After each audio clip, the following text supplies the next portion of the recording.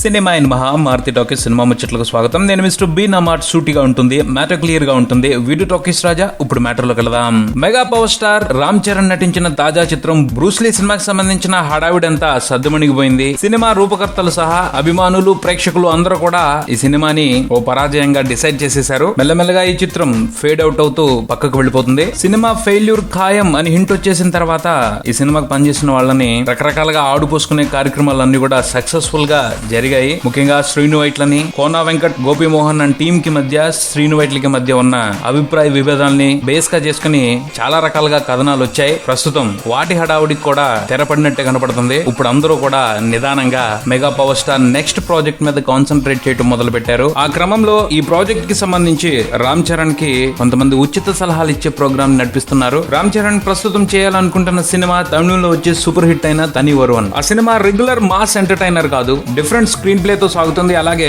Hero role ఎంత powerful గా ఉంటుందో ఓ రవంత్ ఎక్కువగానే విలన్ రోల్ పవర్ఫుల్ గా ఉంటుంది. టాలీవుడ్ లో ఉన్న కొన్ని క్యాలిక్యులేషన్స్ ప్రకారం స్టార్ హీరోలకి ఇది డేంజర్ సిగ్నలే. విలన్ ఎంత పవర్ఫుల్ గా ఉన్నా హీరో కౌంటర్స్ కి చిత్తైపోతూ కుక్కిన పేన్ లా పడుండాలి. స్వతహాగా తనకి తెలివితేటలున్నా ఒకసారి హీరో ఎదురుపడిన తర్వాత వాటన్నింటినీ మర్చిపోయి హీరో పంచులకు చిత్తైపోతూ చేతులు నలుపుకుంటూ సినిమా చివరి వరకు ఉండాలి. కానీ ఈ తని వరవన్లో విలన్ చాలా డిఫరెంట్. హీరోని 30 తిప్పలు పెట్టి 3 చెరువులు నీళ్లు తాగిస్తాడు. అంతలా ఏడిపించిన హీరో బాధ్యతకి కట్టుబడి విలన్ మీద ముచ్చటకు కూడా చేయడు. కానీ అతని చేతిలో ఉన్న పవర్ తో విలన్ కి బుద్ధొచ్చేలా చేస్తాడు. ఈ సినిమాకి సంబంధించి అది చాలా ఆసక్తికరమైన అంశం. కానీ ఆ వ్యవహారం తెలుగులో నడుచుద్దా అనేది అనుమానమే. బ్రూస్లీ హిట్ అయి ఉన్నట్టయితే రామ్ చరణ్ చేస్తున్న ఈ ప్రాజెక్ట్ గురించి ఎవరూ పెద్దగా అనుమానాలు వ్యక్తపరిచేవారు కాదు. ప్రేక్షకులు కేవలం బ్రూస్లీ సినిమానే కాదు, మెగాస్టార్ గ్రాండ్ రీ ఎంట్రీని, రామ్ చరణ్ ఎనర్జెటిక్ డాన్సుల్ని, పవర్ఫుల్ ఫైట్ల్ని రిజెక్ట్ చేశారు బ్రూస్లీ రూపంలో. ఇలాంటి తరుణంలో వాళ్ళని మళ్ళీ మచ్చిక చేసుకోవడానికి ఓ మాస్ ఎంటర్టైనర్ అటెంప్ట్ చేయగా ఎక్స్పెరిమెంట్ అవసరమా అని కొంతమంది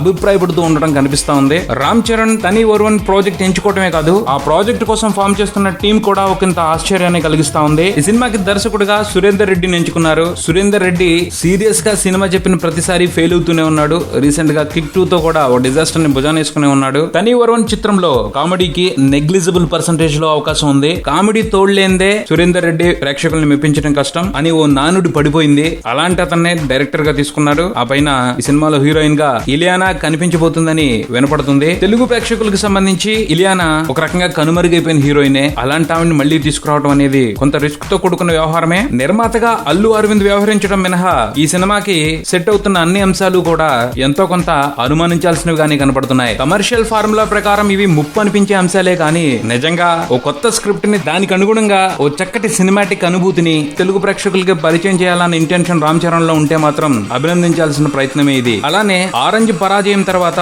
రామ్ చరణ్ సంపత్ నందితో సినిమా చేస్తున్నాడు అని అందరూ పెద్ద ఎంకరేజింగ్ గా మాట్లాడలేదు. కానీ ఆ సినిమా ఊహించని విధంగా మంచి విజయాన్ని దక్కించుకుంది. ఇప్పుడు ఈ ప్రాజెక్ట్ విషయంలో కూడా అలాంటి చిత్రం ఏదైనా జరగొచ్చు, దాన్ని ఎవరూ కొట్టిపారేయలేం. చూద్దాం మరి ఏం జరుగుతుందో. ఇది బులెటిన్. మరో బులెటిన్ తో మళ్ళీ కలుద్దాం. Subscribe and keep watching Maruthi Talkies. From మీ Mister B. Talkies Raja. Thank you.